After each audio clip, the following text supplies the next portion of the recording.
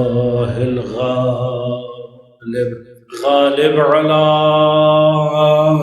كل غالب علي بن أبي طالب والصلاة والسلام على سيدة المعصومة المظلومة الطاهرة البتول بضعة الرسول فاطمة الزهراء سيدة نساء العالمين والصلاة والسلام على الحسن المجتبى والحسين المظلوم وأهل بيته الطيبين الطاهرين المعصومين المظلومين المنتجبين المنتخبين لا سيما بقية الله في الأراضين روحي وأرواح العالمين لتراب مقدمه الفداء ولعنة الله على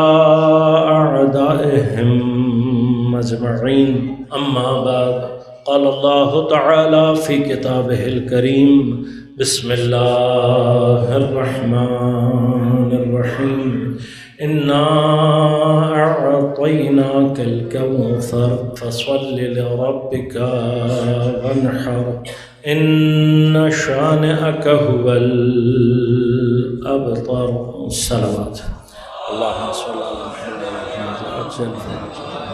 مومنین کرام سامعین محترم عزیزان گرامی قدر عزاداران مظلوم کونین جناب زہرا سلام اللہ علیہا کی مظلومانہ شہادت کے سلسلے میں برپا کی گئی ان 5 روزہ مجالس میں ہم نے سورہ مبارکہ کوثر کی اجمالی ایک تفسیر کا سلسلہ شروع کیا تھا۔ آج اس سلسلے کی آخری گفتگو ہے اور میں کچھ مطالب کو سمیٹوں گا تاکہ گفتگو کو اپنے منطقی انجام تک پہنچا سکوں۔ آج کا دن اور یہ رات شام غریبہ ہے علی کے گھر میں۔ آج کا یہ دن، آج کی یہ شہادت، درود پڑھیے اہل بیت اطہار اور آپ کے چاہنے والوں کے لیے کسی بھی طرح سے عاشور کے دن سے یہ عاشور کی ابتدا ہے اور اس کی انتہا کوفہ اور شام کے بازاروں میں نہ سیدہ کا دروازہ جلایا جاتا اور نہ شام غریباں سیدانیوں کے خیموں کو آگ لگائی، نہ سیدہ پر تازیانے برسائے جاتے اور نہ کوفہ اور شام کے بازاروں میں سید زادیوں کو اس طریقے سے اسیر کر کے لایا جاتا ہے۔ ہماری جانب سے ایک توسل و تبرک کا اور ذکر مصائب کے ذریعے سے ایک سلسلہ تعزیت کا ہے محضر اقدس امام زمانہ علیہ السلام میں، دیگر ائمہ کی خدمت میں، بالخصوص مولائے کائنات، بالاخص پیغمبر اکرم صلی اللہ علیہ وآلہ وسلم کے محضر میں تعزیت کا ایک سلسلہ ہے، کیونکہ اس غم کے حقیقی وارث خود محمد وآل محمد علیہ السلام۔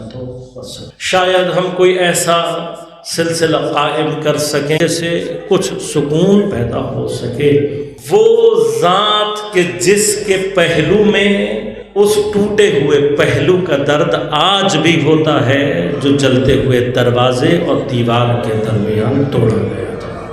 100 سال سے منتظر ہے اس بات کا کہ پروردگار مجھے اذن ظہور عطا کرے اور میں اپنی جدہ کے قاتلوں سے انتقام لے سکوں۔ خدا ہماری عبادات کو قبول کرے، اور اگر کوئی دعا ہماری قبول کرنا چاہتا ہے بار الہ بحق زہرا و ابیہا و بعدہا و قنیہا، منتقم زہرا کے ظہور میں تعجیل فرما۔ عزیزان گرامی قدر، میں نے کچھ مطالب گزشتہ 4 روز میں بیان کیے، ایک اجمالی خلاصہ کروں گا تاکہ اپنی گفتگو کو ربط دے سکوں۔ زمین پر پروردگار کے اسماء، اس کی صفات کے اسرار اور باطن کی تجلی کا نام جناب زہرا ہے۔ اب جو ذات زمین پر اسرار کو تجلی دے گی، باطن کو تجلی دینا چاہے گی، وہ ذات اپنے وجود میں، اپنی کیفیت میں پراسرار ہو۔ لہذا سیدہ کی معرفت کے لیے عقلوں کو بلند کرنے کی ضرورت ہے، اور چونکہ حضرت زمین پر اسماء الہیہ کی اسرار کی کیفیت اور باطن اور خفا کی کیفیت کو تجلی دے رہی ہے، لہذا یہ ذات اپنی ماہیت میں ایسی ہے کہ اس عالم مادہ میں، اس عالم دنیا میں کیپیسٹی نہیں ہے کہ سیدہ کے مقامات کو، سیدہ کے مراتب کو ظہور دے سکے۔ لہذا جتنی مدت بھی جناب سیدہ زمین پر رہی ہیں، کیفیت سر، کیفیت خفا باقی رہی، اور اسی وجہ سے چاہے پروردگار سیدہ کا تعارف کرائے، چاہے پیغمبر تعارف کرائیں، چاہے ائمہ تعارف کرائیں، یہ کیفیت اسرار باقی رہتی ہے۔ لہذا سیدہ کے القاب، سیدہ کے اسماء، سیدہ کی صفات، سب کے اندر کیفیت سر پائی جاتی ہے۔ سیدہ عام عقلوں سے سمجھ میں آنے والی ذات نہیں۔ لہذا روایات میں اگر اہل بیت اطہار ہمارے لیے ان اسرار کو ظاہر نہ کرتے تو ہم پہچان ہی نہیں سکتے تھے کہ سیدہ کیا ہے۔ لہذا اللہم صلی علی محمد پروردگار کے ذات و صفات کے اسرار کی تجلی ہے۔ لہذا روایات نے فرمایا کہ پروردگار نے حضرت کا نام فاطمہ ہوتا ہے دور رکھنے کے۔ اب جس کی جتنی معرفت ہے اس کے اعتبار سے امام نے اس کو جواب دیا ہے۔ لہذا جب کسی نے سوال کیا کہ آپ کا نام فاطمہ کیوں ہے، تو فرمایا سمیت فاطمہ، آپ کا نام فاطمہ اس لیے رکھا گیا ہے کہ یہ دور رکھنے والی ہے، دور رکھنے والی ہے۔ کس کو دور رکھنے والی ہے؟ وہ ذات کسی عقل میں کیسے آ سکتی؟ نہیں آ سکتی، چونکہ نہیں آ سکتی، سیدہ نہیں آ سکتی، عقلوں سے ماورا ہے۔ لہذا فرمایا وما ادراک ما لیلۃ القدر، تمہیں کیا پتہ لیلۃ القدر ہوتی کیا ہے؟ یہ لیلۃ القدر، اس لیلۃ القدر کو اگر کوئی اپنی بدن کی آنکھ کی بیداری سے یہ جاگ کر، اپنی آنکھ کو جگا کر یہ سمجھ رہا ہے کہ لیلۃ القدر کو درک کر لے گا، تو لیلۃ القدر اتنی پست نہیں ہے کہ جو اس آنکھ کی بیداری سے حاصل ہو جائے۔ لیلۃ القدر تو عقل کی بیداری سے بھی حاصل نہیں ہوتی، لیلۃ القدر کے لیے دلوں کو جگانا پڑتا ہے۔ جب تک قلب بیدار نہ ہو جائے لیلۃ القدر کو درک نہیں کیا جا سکتا۔ یہ تو اہل بیت اطہار کا ہم پر لطف ہے کہ انہوں نے ان اسرار پر سے پردہ ہٹا کر یہ فرمایا کہ وہ لیلۃ القدر جسے قلب سے درک کیا۔ قدر میں لیلہ سے مراد حضرت زہرا ہے، قدر سے مراد خود پروردگار کی ذات ہے۔ اب یہ کیا مراتب ہیں، یہ کیا مقامات ہیں، اسے عام عقل درک نہیں کر سکتی۔ سیدہ کا وجود ایسا ہے کہ جہاں بھی سیدہ کا بیان ہوگا چیزیں عقل کے مرحلے سے بلند ہو جائیں گی۔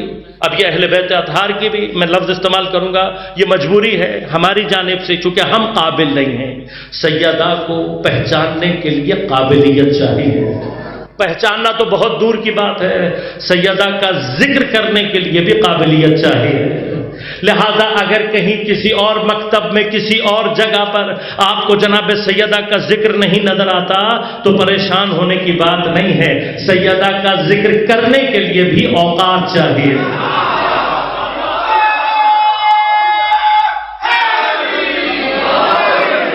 سیدہ کا ذکر عام ذکر نہیں ہے، بس عام اوقات کے ساتھ نہیں، سیدہ کے لیے اوقات بڑھانی پڑتی ہے۔ بس وہ مکتب اوقات پیدا کرتا ہے جس کی جڑیں جا کر یا مدینۃ العلم میں مل رہی ہوں یا باب مدینۃ العلم میں مل رہی ہوں۔ وہ مکتب صلاحیت پیدا کرتا ہے کہ سیدہ کا تذکرہ کر سکے۔ لہٰذا ہمیں اور آپ کو خدا کا شکر ادا کرنا چاہیے کہ اس نے ہمیں اس قابل سمجھا ہے کہ ہم سیدہ کا تذکرہ کر سکیں۔ قابلیت چاہیے، سیدہ کا ذکر کرنے کے لیے بھی قابلیت چاہیے، لیکن میں نے عرض کیا عام عقلوں سے سیدہ سمجھ میں نہیں آ سکتی، لہذا اب خدا سیدہ کے بارے میں فرما رہا ہے اِنَّا أَعْطَيْنَاكَ الْكَوْثَرَ، اے میرے حبیب ہم نے تمہیں کوثر عطا کیا۔ کل میں نے آپ کی خدمت میں عرض کیا کہ کوثر کے لفظ کا بھی اگر ترجمہ کریں تو عقل اس کا ترجمہ نہیں سمجھ سکتی، جس کے لقب کا ترجمہ سمجھ میں نہ آ سکے وہ ذات عقلوں میں آنے والی ہے ہی کیا ہے مجھے نہیں پتا کوثر کیا ہے، لیکن مترجمین نے ترجمہ کیا اور ان کی بھی مجبوری ہے، بالآخر جس لفظ کا دیگر زمانوں میں ترجمہ ہی نہ ہو سکے اسے کوثر کہتے ہیں۔ صرف عربی کی فصاحت اور بلاغت، میں نے چونکہ مقدمات عرض کر دیے ہیں، عربی کی فصاحت اور بلاغت کے اندر یہ صلاحیت تھی، اس وجہ سے چونکہ عربی زبان کی فصاحت اور بلاغت میں قابلیت تھی، قرآن کو عربی میں نازل کیا گیا۔ اب لفظ کے لیے قابلیت چاہیے، یعنی اگر خدا بیان کرنا چاہتا ہے تو فصاحت اور بلاغت میں کم از کم عرب جتنے پہنچو گے تو خدا لفظ کوثر نازل کر دے، بس لفظ کو سمجھنا ہے۔ خیر کثیر، غور کیجئے گا، پروردگار کے پاس الفاظ کی کمی نہیں ہے۔ کیا ہے کوثر مجھے نہیں پتا کوثر کیا ہے، لیکن ترجمہ کیا کیا گیا؟ خیر کثیر۔ اگر اللہ نے خیر کثیر ہی کہنے تھا، یہی کہنا تھا تو فرماتا اِنَّا أَعْطَيْنَاكَ خَيْرَ الْكَثِيرِ، اے میرے حبیب ہم نے تمہیں خیر کثیر دے۔ درود پڑھیے گا ایک مرتبہ بلند آواز سے، اللہم صلی علی محمد وعلی محمد۔ اے میرے حبیب ہم نے تمہیں خیر کثیر عطا کر دی، لیکن خدا نے یہ نہیں کہا، کیا کہا؟ اِنَّا أَعْطَيْنَاكَ الْكَوْثَرَ، اے میرے حبیب ہم نے تمہیں کوثر عطا کیا۔ کیا ہے کوثر؟ خیر کثیر۔ اگر قرآن نے کسی اور مقام پر خیر کے کثیر کا لفظ استعمال نہ کیا ہوتا تو پھر امکان تھا کہ ہم کوثر کا ترجمہ خیر کثیر کر دیتے، لیکن قرآن نے خیر کثیر کا لفظ استعمال کیا، اور کیا کہہ کر کیا؟ فرمایا مَن یُعْطِ الْحِکْمَةَ، جسے حکمت عطا کر دی جائے، فقد اوتی خیرا کثیرا، اسے خیر کثیر عطا کی جاتی ہے، جسے کیا عطا کر دی جائے؟ حکمت۔ اب یہ حکمت کیا ہوتی ہے؟ یہ اپنے لیے ایک مرحلہ چاہتی ہے، مراحل چاہتی ہے اس بات کو کہ بیان کیا جائے کہ حکمت کیا ہوتی ہے، لیکن چونکہ وقت بھی نہیں ہے اور میں نے ایک مطلب کو کسی نہائی مرحلے تک پہنچانا ہے، اس سے بہت اجمالی سی بات کروں گا۔ یاد رکھیے گا، ایک مرحلہ جب ہم کسی چیز کو جانتے ہیں، پہلا مرحلہ معلومات کا ہوتا ہے۔ معلومات صرف ہمارے ذہن میں کسی شے کی تصویر کا آ جانا معلومات کہلاتا ہے۔ یہ علم میں کب تبدیل ہوتا ہے؟ یہ علم میں تب تبدیل ہوتا ہے جب ہم اس شے کو بیان کرنے کے قابل ہو جائیں۔ اگر ہم بیان نہ کر سکیں تو اس کا معنی کیا ہے؟ ہمیں علم، ہمارے ذہن میں تصویر معلوم تو ہو گئی ہے، ابھی علم نہیں ہے۔ علم کا کیا مرحلہ ہے؟ کہ جہاں پر وہ شے ہمارے وجود میں نفوذ کرے اس طریقے سے کہ ہم سمجھا سکیں۔ لہذا انسان نے جانوروں کو بہت کچھ سکھایا، کپڑے پہننا سکھا دیا، کسی حیوان کو سلوٹ کرنا سکھا دیا، کسی کو ناچنا سکھا دیا۔ اب جب آپ اس کو جنگل میں چھوڑیں گے تو کیا جا کر وہ اپنی باقی جتنی نو ہے اس کو یہ سب کچھ سکھا سکتی ہے؟ نہیں سکھا سکتی۔ کیوں؟ اس لیے کہ ہم نے اس کو تربیت کے ذریعے سے عادی تو بنا دیا ہے، علم نہیں پیدا ہوتا۔ علم وہاں کہلائے گا، غور کیجئے گا، علم کہاں کہلائے گا؟ جہاں میں بیان کرنے کے قابل ہو جاؤں۔ اگر میں بیان نہیں کر سکتا تو مجھے معلوم تو ہے، میری معلومات کی حد تک تو ہے، انفارمیشن ہے، ابھی علم نہیں بنا، ابھی نالج میں تبدیل نہیں ہوگا۔ یہ تبدیل کرنے کے لیے مرحلہ کیا پہلے اس حد میں آ جائے کہ نفوذ کر کے میں اس کو کم از کم بیان کے قابل ہو جاؤں۔ بس ایک مرحلہ یہاں ٹھہر کر آپ سے عرض کروں گا، اب اگر میں لا الہ الا اللہ کا مطلب تو جانتا ہوں لیکن لا الہ الا اللہ کو بیان نہیں کر سکتا کہ لا الہ الا اللہ کا مطلب کیا ہے، تو اس کا مطلب یہ ہے میری انفارمیشن میں تو ہے، ابھی لا الہ الا اللہ میرا علم نہیں بنا۔ یہ علم کا مرحلہ ہے۔ علم کے مرحلے سے اوپر کا مرحلہ حکمت ہے۔ اب وہ کیا ہوتی ہے، اس کا کیا مقام ہے، تفصیلات کبھی، لیکن علم سے اوپر کا مرحلہ کیا کہلاتا ہے؟ حکمت۔ اب علم کے مرحلے میں پروردگار کیا ارشاد فرما رہا ہے؟ وَمَا أُوتِيتُم مِّنَ الْعِلْمِ إِلَّا قَلِيلًا، میں نے آپ کو کوثر کی کثرت کی طرف متوجہ کرنا ہے، سمجھا نہیں سکتا میں۔ میں نے آپ کو صرف یہ بتانا ہے کہ کوثر میں کثرت کتنی ہو سکتی ہے، صرف یہ سمجھانا ہے۔ پروردگار کیا فرما رہا ہے؟ وَمَا أُوتِيتُم مِّنَ الْعِلْمِ إِلَّا قَلِيلًا، تمہیں جو علم دیا گیا ہے وہ کیا ہے؟ بہت ہی تھوڑا سا ہے۔ اب یہ جو علم ہے اس سے مراد کیا ہے؟ کسی خاص وقت کا، کسی خاص زمانے کا، کسی خاص شخص کا نہیں۔ وَمَا أُوتِيتُم، تم تمام انسانوں کو جتنا بھی علم دیا گیا ہے، آدم سے لے کر قیامت تک جتنا علم تمہیں مل جائے گا، یہ سارے کا سارا علم الا قلیلا، یہ سارا علم کیا ہے؟ قلیل ہے۔ اچھا مجھے پہلے کے ان لوگوں کے بارے میں نہیں پتا، حضرت آدم سے لے کر اب تک کتنے علماء، کتنی کتابیں لکھی گئیں، کتنے علم بنائے گئے، ختم ہو گئے، لیکن جو ختم بھی ہو گیا وہ اللہ کے حساب میں ہے یا نہیں؟ چاہے مجھے اور آپ کو نہ پتا ہو، میرے اور آپ کا پتا ہونا مہم نہیں ہے۔ آدم سے لے کر قیامت تک جتنا علم آئے گا سب کیا ہے؟ قلیل۔ آج علم کہاں پہنچا ہوا ہے؟ آج علم کی کیفیت یہ ہے کہ کتنے علم کی برانچز ہو چکی ہیں، کتنے شعبے بن چکے ہیں، ان کے آگے مزید کتنے شعبے ہیں ہم شمار نہیں کر سکتے۔ اچھا جتنی دنیا میں کتابیں ہیں کیا ہم شمار کر سکتے ہیں؟ نہیں مانتے، جو موجود ہیں ان کو نہیں۔ روزانہ کتنی کتابیں لکھی جاتی ہیں، انٹرنیٹ پر کتنا علم ہے جو کہ لکھا جاتا ہے، شمار کر سکتے ہیں؟ نہیں کر سکتے۔ یہ جتنا، اب یہ علم اپنی اس وسعت کے ساتھ ہماری ذہن کی سرحدوں سے باہر چلا گیا، لیکن اس کے بارے میں بھی روایت نے کیا کہا؟ فرمایا کہ امام زمان علیہ الصلوۃ والسلام اللہم صلی حضرت کے ظہور سے پہلے تک علم 27 حروف ہے، جس میں سے صرف 2 حروف ظہور کریں گے حضرت کے ظہور سے پہلے۔ یعنی اگر اب ہم تو دعا کرتے ہیں کہ کل امام کا ظہور ہو جائے، لیکن جب بھی ظہور ہوگا اس وقت تک جتنا بھی علم ترقی کر چکا ہوگا صرف 2 حروف کا علم ہوگا، اس کے بعد باقی 25 حروف کا علم دنیا میں ظاہر ہوگا۔ اب آپ اندازہ لگا لیجئے کہ قیامت تک یہ علم کتنا ہو جائے گا، کوئی اندازہ لگا سکتا ہے؟ نہیں لگا سکتا۔ تو بس اب اندازہ لگاؤ جس کا قلیل اتنا ہو، یہ قلت ہے، یہ قلیل ہے۔ وما اوتیتم من العلم الا قلیلا، تمہیں قلیل عطا کیا گیا ہے۔ یہ قلیل اتنا ہے، اتنا کثیر ہے، تو جس کو اللہ یہ کہہ دے کہ من یؤتی الحکمہ فقد اوتی خیرا کثیرا،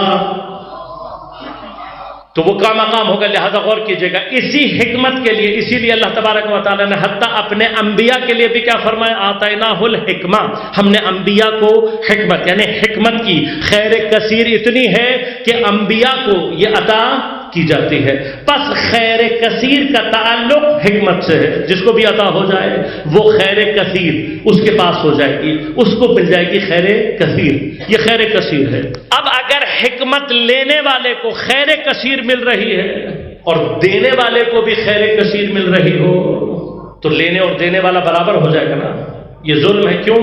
اس لیے کہ دینے والا ہمیشہ اوپر ہوتا ہے، لینے والا ہمیشہ نیچے ہوتا ہے۔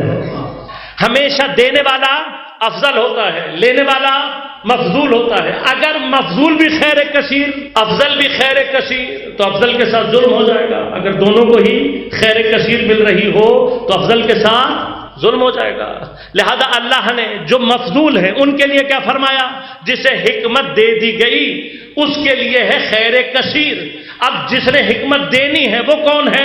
اس کا تعارف بھی قرآن نے کرا دیا، کیا کہہ کر؟ فرمایا هو الذی بعث فیہم رسولا منہم یتلو علیہم آیاتہ ویزکیہم ویعلمہم الکتاب والحکمہ۔ اللہ نے اپنے نبی کو بھیجا، مبعوث کیا، تمہارے ہی درمیان کیا کرتا ہے؟ تمہارے اوپر آیات کو تلاوت کرتا ہے، تمہارا تزکیہ کرتا ہے۔ جب تم تزکیے کے قابل ہو جاتے ہو تو پھر تعلیم کے قابل ہوتے ہو۔ وَيُعَلِّمُهُمُ الْكِتَابَ وَالْحِکْمَةَ، تعلیم دیتا ہے کتاب کی اور حکمت کی۔ بس نبی حکمت دینے والا ہے، باقی سب حکمت لینے والے ہیں۔ تو اب جو حکمت دینے والا ہے اس کے لیے بھی خیر کثیر ہو اور جو لینے والا ہو اس کے لیے بھی خیر کثیر، تو دینے والے کے ساتھ ظلم ہو جائے گا۔ لہذا اللہ نے اس کے لیے خیر کثیر نہیں فرمایا، بلکہ فرمایا تم چونکہ حکمت دینے والے ہو، اِنَّا أَعْطَيْنَاكَ الْكَوْثَرَ، اے میرے حبیب ہم نے تمہیں خیر کثیر نہیں، ہم نے تمہیں کوثر عطا کر دی۔ اچھا ایک مرحلہ اور طے کروں گا، جتنوں کو بھی، جس کسی کو بھی، حتیٰ انبیاء کی نبوت کو بھی، جہاں کہیں پر بھی پروردگار نے بیان کیا لفظ عطا، عربی میں عطا یاتی الف اور تا کے ساتھ، عطا یعنی دینا، اور عین اور تا کے ساتھ عطا یہ بھی دینا، دونوں میں فرق کیا ہے؟ فرمایا کہ عطا یاتی میں جو دینا ہوتا ہے وہ کسی کو دے تو دیا ہوتا ہے لیکن ملکیت کا ٹرانسفر نہیں ہوتا۔ لہذا انبیاء کو کیا کہا؟ آتینا ہو النبوہ الحکمہ الکتاب، ہم نے انبیاء کو دی، کتاب دی، ہم نے انبیاء کو نبوت دی، ہم نے انبیاء کو حکمت دی، کس لفظ کے ساتھ؟ عطا۔ لہذا حضرت عیسیٰ علیہ السلام اپنی والدہ کی گود میں کیا کریں؟ انی عبداللہ آتانی الکتاب، میں کتاب لایا، عطا یاتی کے ساتھ، یعنی کیا؟ مجھے کتاب ملی ہے، میں مالک نہیں ہوں، ٹرانسفر نہیں ہوا، مجھے حکمت دی گئی ہے لیکن میں مالک، میں نبوت مجھے ملی ہے لیکن میں مالک نہیں ہوں۔ اب یہ سارا کچھ دیا گیا ہے لیکن ملکیت کا ٹرانسفر نہیں ہوا۔ جہاں عطا کے ساتھ بات کی جائے وہاں پر صرف دینا نہیں ہوتا بلکہ ملکیت کا ٹرانسفر بھی ہوتا ہے۔ انا اعطیناک الکوثر، اے میرے حبیب ہم نے تمہیں کوثر دی نہیں ہے بلکہ آج سے تم مالک کوثر ہو، مالک کوثر ہو۔ اب یہ کوثر کیا کر رہی ہے؟ کوثر کیا کر رہی ہے؟ نبی اگر حکمت دینے والا ہے تو اب یہ حکمت جاری کہاں سے ہوگی؟ یہ حکمت خیر کثیر ہے۔ اب خیر کثیر جب سے پیغمبر دے رہے ہیں، انبیاء کو بھی ملی، یہ خیر کثیر کا فیض جب سے جاری ہے اور جب تک جاری ہوگا، اب جتنے لوگوں کو خیر کثیر ملے گی، حکمت ملے گی، ان سب کو خیر کثیر۔ ایک آدمی کو مل جائے تو ایک بندے کے لیے خیر کثیر، 10 لوگوں کے لیے تو پھر اس سے اندازہ لگا لے کہ خیر کثیر کتنی ہو جائے گی۔ اگر 1000 لوگوں کو ہو جائے تو پھر خیر کثیر کتنی ہونی چاہیے؟ یہ مرتبہ لاکھوں میں چلا جائے تو پھر خیر کثیر، میں نے عرض کیا نا، جس کے قلیل کا احاطہ نہیں کیا جا سکتا اس کے کثیر کو تو سمجھا جا ہی نہیں سکتا۔ اب اگر یہ خیر کثیر بھی لاکھوں میں چلی جائے، 1,24,000 تو صرف انبیاء ہیں، پھر اولیاء الگ ہیں، اوصیاء الگ ہیں، یہ سب ہیں، ان سب کو حکمت دی گئی، ان سب کو شامل کر لیں۔ باقی جتنے بھی مومنین صاحب حکمت ہوتے چلے جائیں گے سب اس میں شامل۔ اب اگر یہ تعداد لاکھوں میں چلی جائے، کروڑوں میں چلی جائے تو کتنی خیر کثیر ہوگی؟ جس کا قلیل اتنا کثیر، اس کی کثیر کتنی کثیر، یہ کثیر بھی کروڑوں میں چلی جائے تو پتہ نہیں کتنی کثرت ہوگی۔ بس یاد رکھنا کائنات میں خیر کثیر جس چشمے سے جاری ہوتی ہے اسے کوثر کہتے ہیں۔ جتنی بھی خیر کثیر کائنات میں جاری ہوگی اس چشمے کا نام پس کوثر عام چشمہ نہیں ہے، وہ چشمہ ہے جو کائنات میں خیر کثیر کے فیض کو تقسیم کرتا ہے۔ انا اعطیناک، اے میرے حبیب ہم نے تمہیں یہ کوثر عطا کر دی ہے۔ کیا ہے کوثر؟ مجھے نہیں معلوم۔ میں نے کل آپ کی خدمت میں عرض کیا تھا کہ کوثر کو اگر سمجھنا ہے تو سورہ کوثر پروردگار کے اپنے فصاحت اور بلاغت کے معجزے کا نام ہے۔ تو ہے تو مختصر لیکن کمال ہے۔ تو اب کوثر کیا ہے؟ یہ تعارف بھی خدا نے خود قرآن کے اندر اسی سورہ میں کرایا۔ کیا ہے کوثر؟ ان شانئک ھو میں نے کل آپ کی خدمت میں عرض کیا تھا کہ ابتر کسے کہتے ہیں؟ ایک معنی کیا گیا جس کی اولاد نہ ہو، تو کل میں نے آپ کی خدمت میں عرض کیا پیغمبر صاحب اولاد تھے۔ کہا جی اولاد سے نہیں، اولاد نرینہ مراد ہے، بیٹے۔ تو کل میں نے آپ کی خدمت میں عرض کیا 2 بیٹے اللہ نے مکہ میں دیے اور 1 بیٹا اللہ نے مدینہ میں دیا، 8ویں ہجری میں پیدا ہوئے، 10ویں ہجری میں انتقال ہو گیا۔ بس 10ویں ہجری تک اگر پیغمبر کا بیٹا موجود ہو تو ابتر کون ہوگا؟ ثانیاً اگر ابتر سے مراد بے اولاد ہونا ہے، سلسلہ نسل کا جاری نہیں ہونا، تو پھر پیغمبر کے دشمنوں کو جب اللہ نے کہہ دیا کہ ان شانئک ھو الابتر، تمہارا دشمن ابتر ہے، تو پھر دشمن کی اولادیں نہیں ہونی چاہیے تھیں؟ وہ یہاں ڈھیر لگے ہوئے ہیں، اب چاہے اپنے ہوں یا نہ ہوں لیکن بھرے پڑے ہوئے ہیں۔ اگر بے نام و نشان ہونا ہے کہ ان کا کوئی نام لینے والا نہیں ہوگا، ان کا کوئی نشان نہیں ہوگا، تو اپنے ہی شہر کی گلیوں میں پھر لیں، کتنے مل جائیں گے آپ کو نام لیتے ہوئے، آپ نے خود دیکھا ہوگا۔ بس کیا ہے؟ اگر ابتر یہ نہیں ہے، میں نے عرض کیا کہ پیغمبر کے لیے یہ کہنا کہ ابتریت سے مراد صرف اولاد یہ نہیں ہے، کل میں نے یہ پوری بحث کی تھی، آج اس لیے صرف خلاصہ کر رہا ہوں۔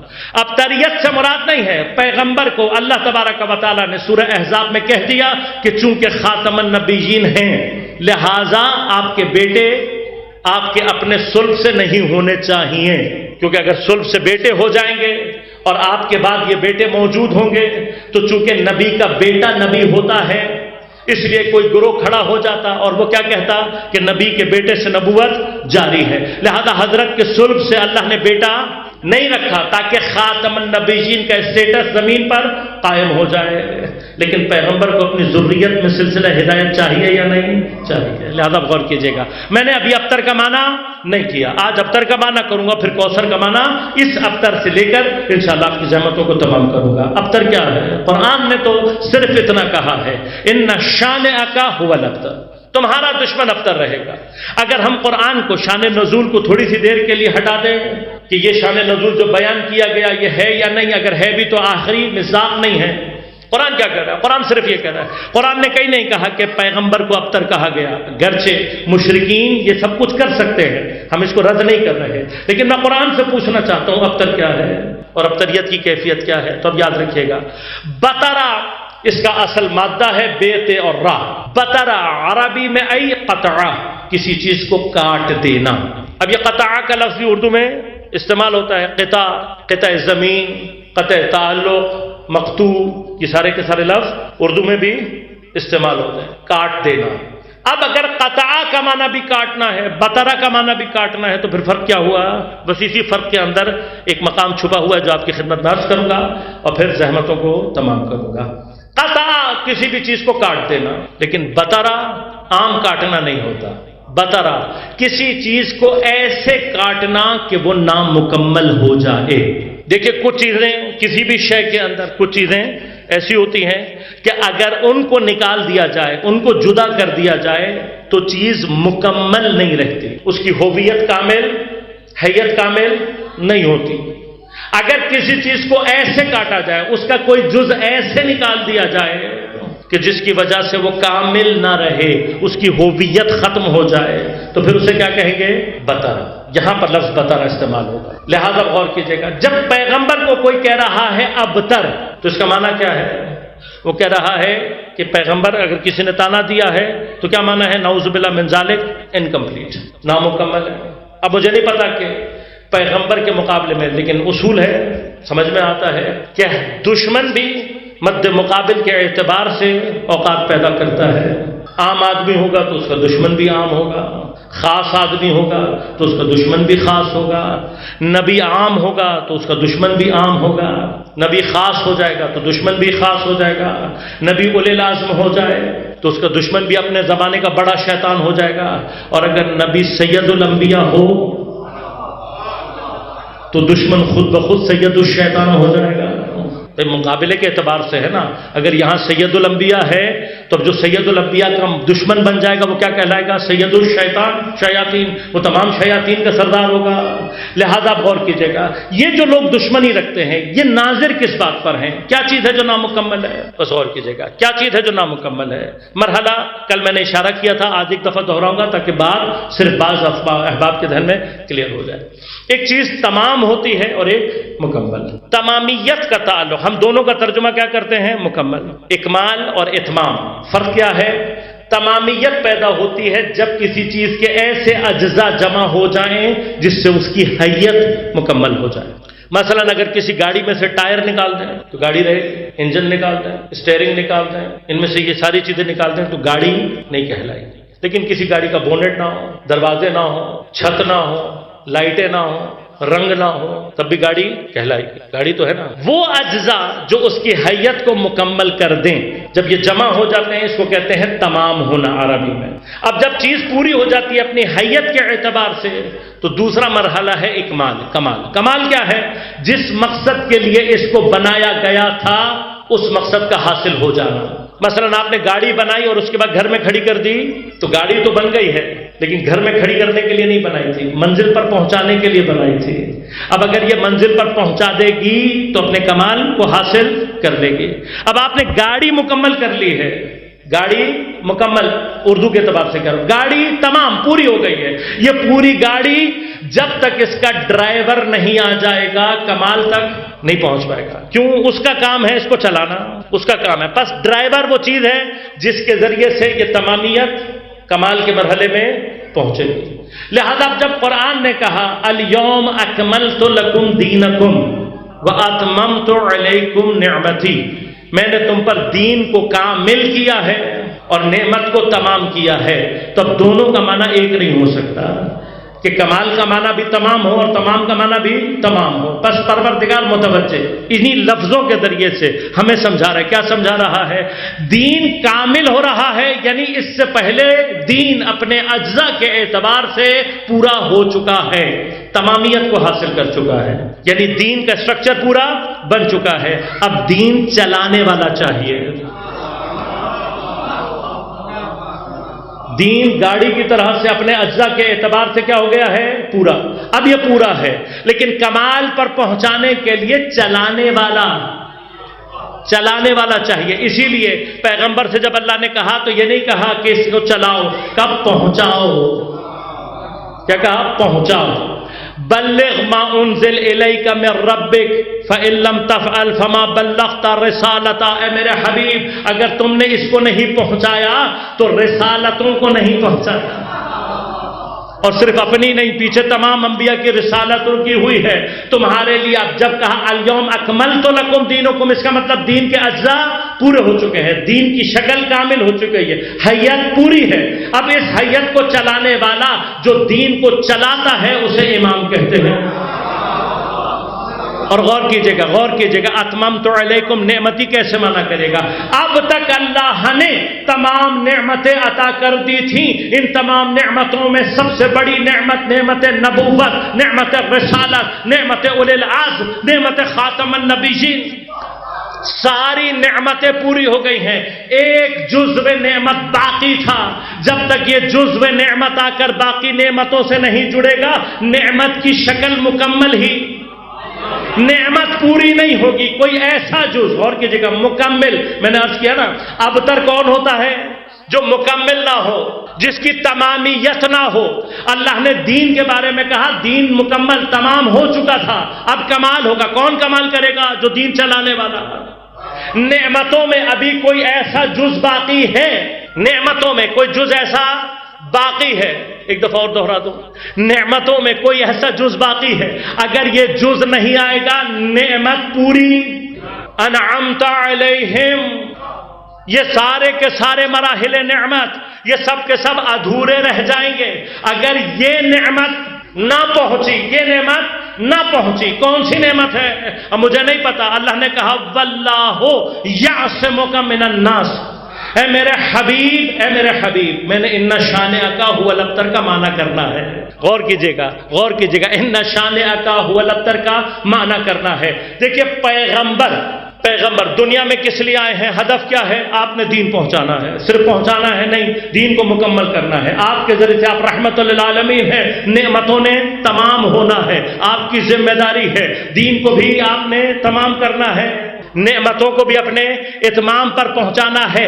اب اگر یہ نعمت آج نہ پہنچی، نعمت ادھوری، دین ادھورا، بس اب انکمپلیٹنس سمجھ میں آ رہی ہے۔ پھر اللہ کیا کہہ رہا ہے؟ واللہ یعصمک من الناس، اے میرے حبیب اللہ تمہیں کچھ لوگوں سے بچائے گا۔ اب یہ جو لوگ ہیں، اب یہ کون ہیں؟ یہ دشمن ہیں تمامیت کے، جو چاہتے ہیں کہ انکمپلیٹ رہ جائے۔ اب جو انکمپلیٹ رہنا چاہتا ہے، کرنا چاہتا ہے، وہ چاہتا ہے کہ انکمپلیٹ ہو جائے، وہی ابتر۔ بس اب غور کیجئے گا، کوثر کے معنی کر رہا ہوں، اس کو سمجھیے گا۔ یہاں تک میں نے آپ کو پہنچایا ہے بڑی محنت سے، ایک مطلب پہنچانے کے لیے۔ کوثر کیا ہے؟ ان شانئک ھو الابتر، اے میرے نبی تم بھی پورے ہو گئے، تمہارا کام بھی، نام بھی، نشان بھی سب پورا ہوگا۔ ان شانئک ھو الابتر، تمہارا دشمن وہ ہمیشہ نامکمل رہے گا، نام بھی نامکمل، کام بھی، شجرہ بھی، حسب بھی، نسب بھی نامکمل۔ کیوں؟ ان شانئک ھو الابتر، یہ نامکمل رہیں گے۔ کیوں؟ انا اعطیناک الکوثر، اس لیے کہ ہم نے تمہیں کوثر دی ہے۔ بھئی یہ دونوں آیتیں سامنے رکھ لو، کوثر خود اپنا مطلب پیدا کر لے گی۔ جس کے پاس کوثر ہو وہ مکمل ہوتا ہے، جس کے پاس کوثر نہ ہو بس وہ نامکمل رہتا ہے۔ بس اب یہ دیکھنا ہے کہ کوثر کس کے پاس ہے، کون کوثر سے جڑا ہوا ہے۔ جو کوثر سے جڑ جائے گا وہ مکمل دنیا میں بھی ہوگا آخرت میں بھی، اور جو کوثر سے جدا ہو جائے دنیا میں بھی نامکمل آخرت میں بھی نامکمل۔ بس اب غور کیجئے گا، چونکہ کل میں ایک مقدمہ باندھ چکا ہوں، وہاں تفصیل میں نہیں جاؤں گا۔ مکمل ہونا کس نے؟ نعمت نے۔ مکمل ہونا کس نے؟ دین نے۔ کس کے ذریعے سے؟ یہ کیا چیز ہے؟ اللہ تبارک و تعالیٰ نے خاتم النبیین ہونے کی ضرورت یہ ہے کہ پیغمبر کے اپنے صلب سے بیٹے نہ ہو۔ لہذا سورہ احزاب میں اللہ نے کیا کہہ دیا؟ خاتم النبیین، بیٹوں کے باپ نہیں ہے۔ اب اگر اس جہت کو بھی میں کنسیڈر کر لوں، تب بھی اگر نبی کے نامکمل ہونے کی کیفیت اولاد یا بیٹے کی جانب سے ہے تو پھر کوثر دی ہے۔ اے نبی تم جہاں نامکمل ہو رہے ہو، کوثر تمہیں وہاں مکمل کرے گی۔ لہذا میں نے کل عرض کر دیا، خدا نے کہا تمہیں بیٹے نہیں دیے، 8ویں ہجری میں دے کے 10ویں ہجری میں واپس لے لیا۔ پھر چند مہینے پہلے پیغمبر کی دنیا سے جانے سے میدان مباہلہ میں کہا اے نبی تم کہو ندعو ابناءنا، ہم اپنے بیٹوں کو بلائیں گے۔ پروردگار تو نے کہا بیٹوں کے باپ نہیں ہیں، پھر جو دیے وہ واپس لے لیے۔ آج نبی سے کہہ رہے کہو ہم اپنے بیٹے بلائیں گے۔ پس اگر دیکھنا ہے کہ نبی کے بیٹوں کو دینے کا مرحلہ کون دے گا، مباہلہ کا میدان دیکھ لو۔ اب جو بھی پیغمبر کے ساتھ بیٹے ہیں وہ جس نے دیے وہی کوثر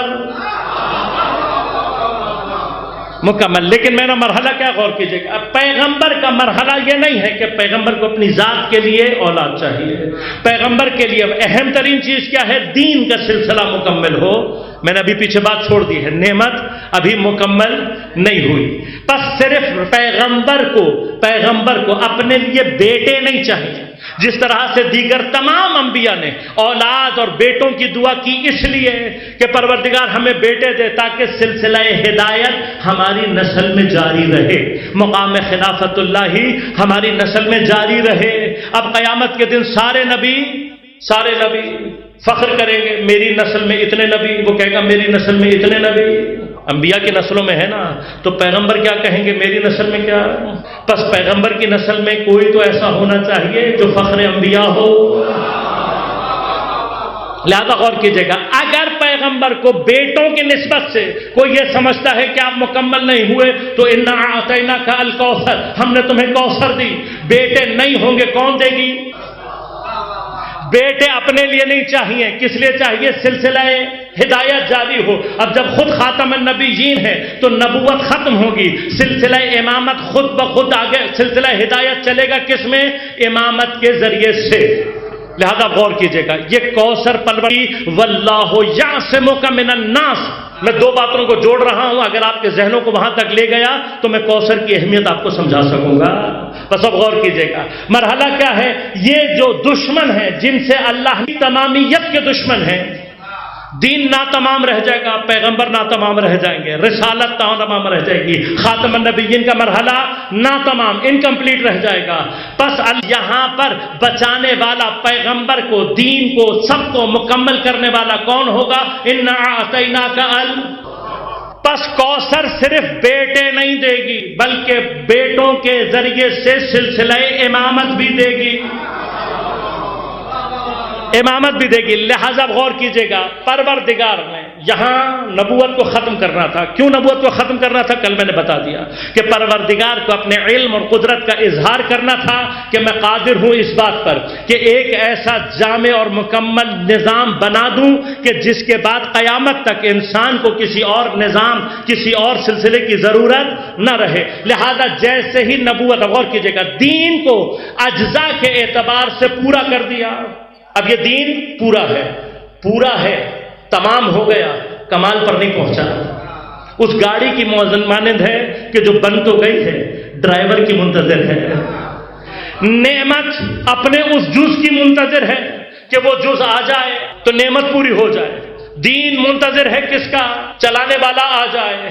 اب ان سہا کہ اللہ تمہیں بچائے گا، ادھر سے فرمائے انا اعطیناک الکوثر، یہاں سے پیغمبر نے اطمینان کے ساتھ علی کو ہاتھوں پر بلند کیا، کہ من کنت مولا ہو فہذا علی مولا۔ جیسے ہی علی کی امامت ثبت ہوئی، نعمت تمام ہو گئی۔ یہی نعمت ہے جو دین کو چلانے کے بعد اس کو کمال تک پہنچائے گی۔ بس اب غور کیجیے گا، کوثر کیا دے گی؟ کوثر صرف بیٹے نہیں دے گی، بلکہ کوثر کا کام کیا ہے؟ سلسلہ نبوت اور سلسلہ امامت کو آپس میں متصل رکھے۔ میں ایک چھوٹی سی تشبیہ لوں گا ایک بات آپ کو سمجھانے کے لیے، اور پھر ایک مرحلہ ہے جو عرض کر کے انشاءاللہ زحمتوں کو تمام کروں گا۔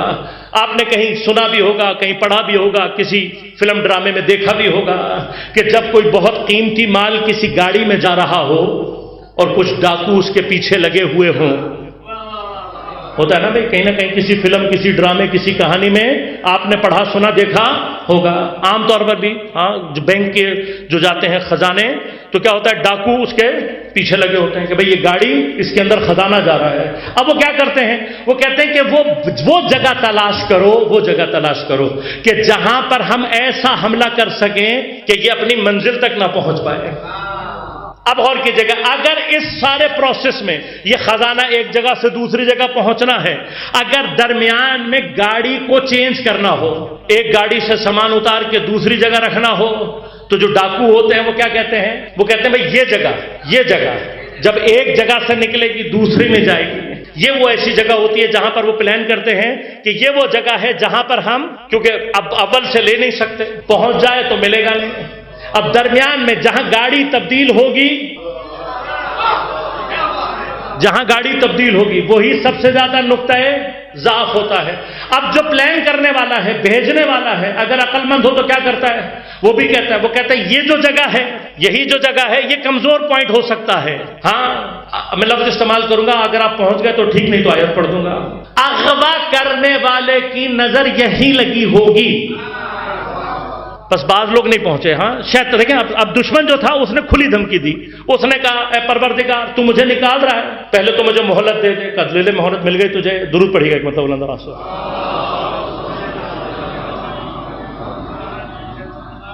قبلہ موجود ہے، اس اساتید میں سے ہیں، میں بہت ادنا سا طالب علم، ایک طالب علم کی حیثیت سے کچھ سما خراشی دعا حضرت کی بزرگواری کی صحت و سلامتی کے لیے مطلب بلند آواز سے درود پڑھیے گا۔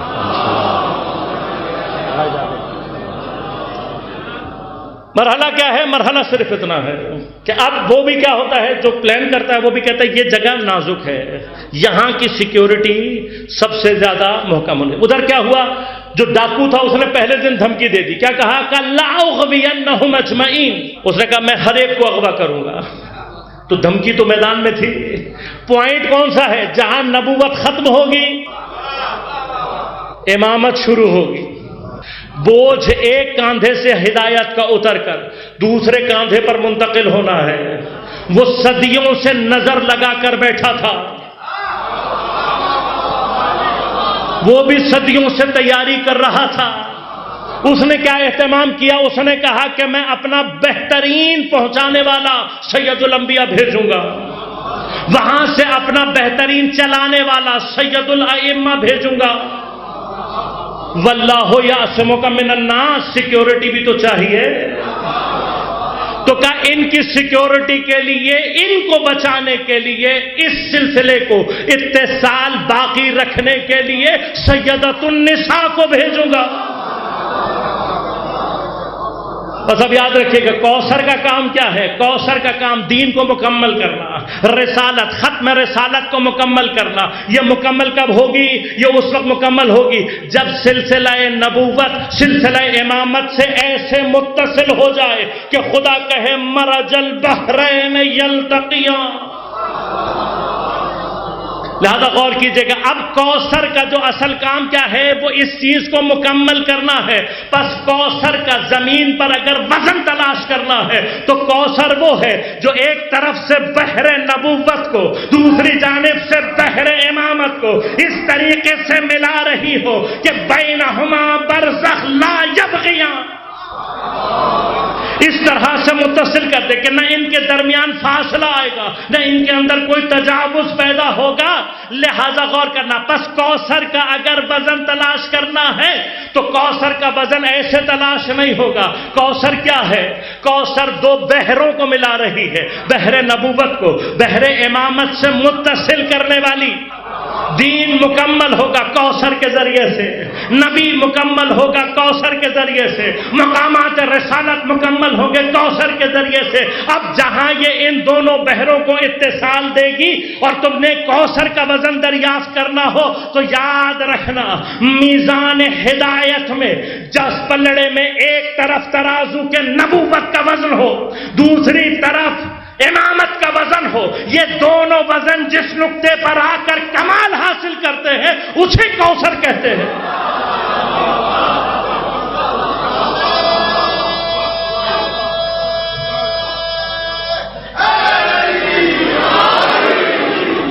لہذا کوثر کا وزن ہے، کوثر کا وزن ہے، اتنا وزن رکھتا تھا یہ نور، اسی لیے اللہ نے جب آدم کو بھیجا صلب آدم میں سارے نور رکھے، صرف سیدۃ النساء کا نور نہیں رکھا۔ کیوں؟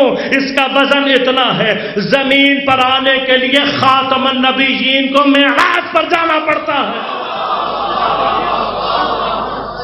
خاتم النبیین معراج پر پہنچے تو یہ نور زمین پر آتا ہے۔ یہ ہے کوثر، یہ کوثر کا وزن ہے۔ پس ہر جہت سے کوثر کا کام کیا ہے؟ مکمل کرنا۔ لہذا پیغمبر ہر اعتبار سے، لہذا بس ایک مرحلہ عرض کروں گا اور قبلہ موجود ہیں، زحمتوں کو تمام کروں گا، مکمل کرنے والی ہے۔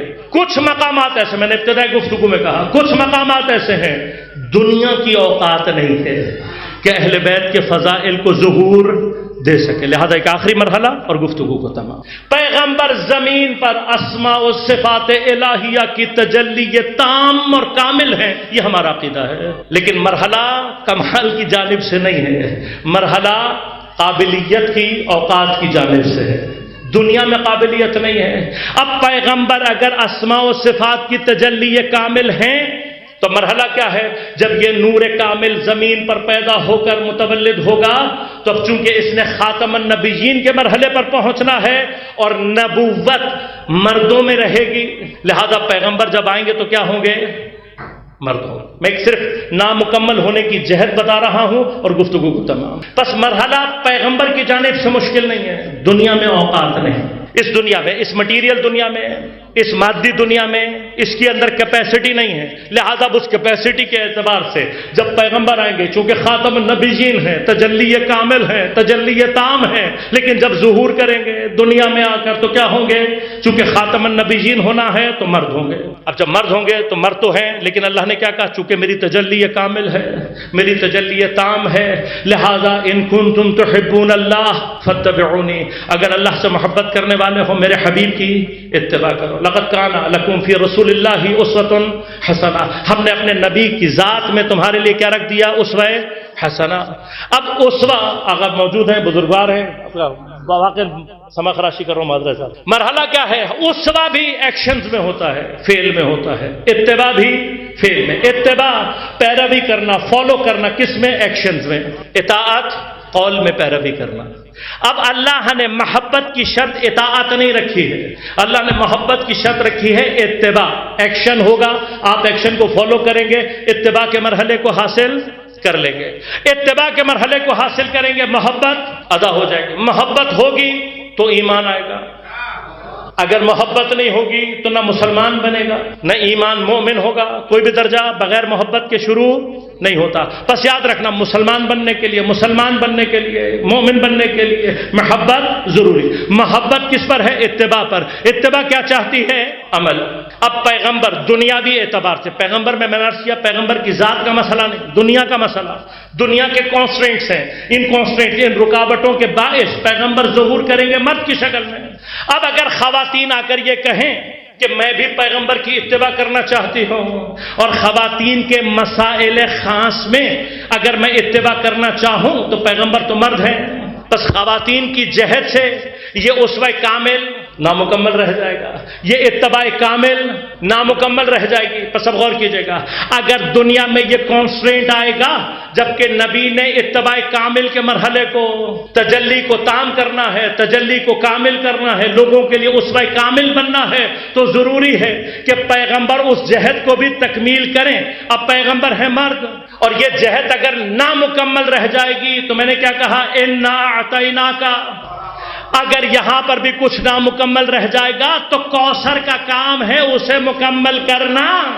لہذا خواتین کے مرحلے میں کوئی ایسی خاتون ہو جس کا چلنا بھی پیغمبر جیسا، بیٹھنا بھی پیغمبر جیسا، بولنا بھی پیغمبر جیسا، جو کرے پیغمبر جیسا کہلائے، اس کا حق تھا کہ پیغمبر اس کے لیے کہے فاطمہ تو بساتم ملنی۔ پیغمبر کہہ رہے ہیں فاطمہ میرا ٹکڑا بیٹی کے اعتبار سے نہیں ہے، محبت کے اعتبار سے نہیں ہے، فاطمہ میرے خاتم النبیین کی نبوت کے مرحلے کا حصہ۔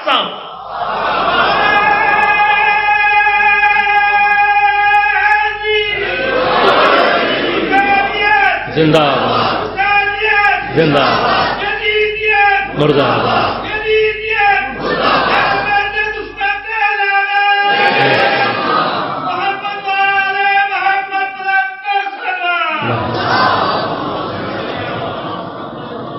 لہذا بس آخری مرحلہ کہ یہ نبوت مقام خاتمیت کو مکمل کرنے والا، کوثر کا کام ہے مکمل کرنا۔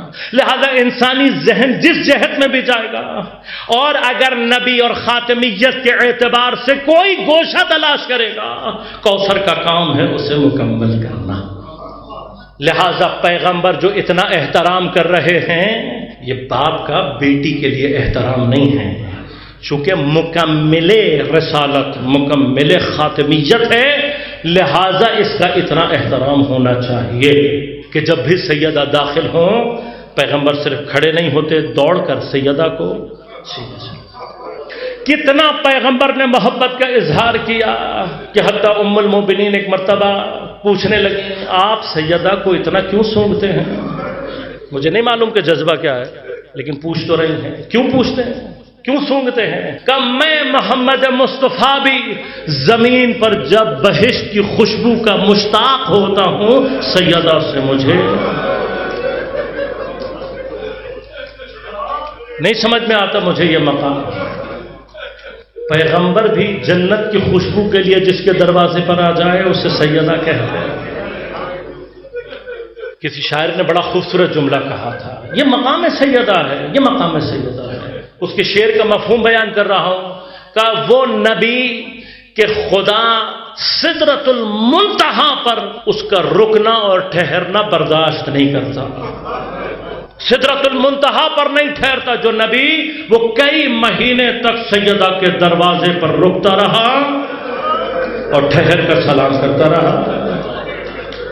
جو سدرۃ المنتہا پر نہ رکے، سیدہ کے دروازے پر رکے اور امت اسی دروازے کو آگ لگا دے۔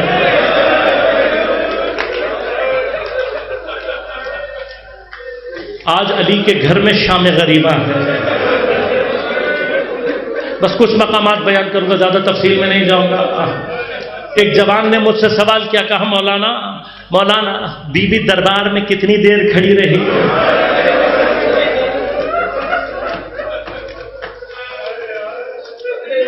میں نے کہا آپ ایسا کرو، گوگل پہ خطبہ فاطمیہ لکھو، یہ خطبہ فاطمیہ آپ کے پاس آ جائے گا، یا کسی کتاب میں تلاش کرو، اس خطبے کو تلاش کرو اور پھر کھڑے ہو کر اس پورے خطبے کو پڑھنا شروع کرو، پورے خطبے کو کھڑے ہو کر پڑھنا شروع کرو اور ٹائم بھی دیکھتے رہنا۔ جب تمہاری ٹانگوں میں تھوڑی سی اذیت محسوس ہو نا، تب ساتھ میں یہ سوچنا اتنی دیر کھڑی رہنے والی وہ تھی جس کی 2 پسلیاں ٹوٹی ہوئی تھیں۔ ظالم نے جو تازیانہ مارا تھا تو ہاتھ کی ہڈی، بازو کی ہڈی بھی، ملعون کے تماچے سے آنکھ کا کونا سوج بھی گیا تھا اور آنکھ میں سرخی بھی۔ اس کیفیت کے ساتھ سیدۃ النساء اتنی دیر تک دربار میں کھڑی رہی، اس لیے جب پلٹ کر واپس آئی تو کمر بھی جھک گئی تھی، بالوں کا رنگ بھی سفید ہو گیا تھا، لیکن سیدہ کو اپنے غم سے زیادہ علی کے غم،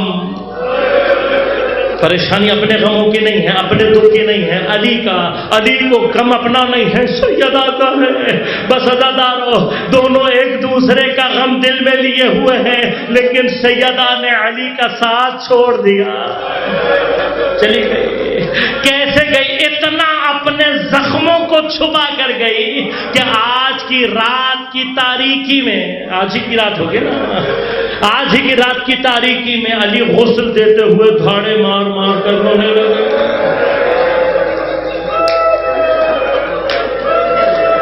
بی بی یہ تو سمجھ میں آیا تھا کہ رات کی تاریکی میں جنازہ اٹھانا، رات کی تاریکی میں دفن کر دینا، نشان میت مٹا دینا، لیکن بی بی یہ سمجھ نہیں آ رہا تھا۔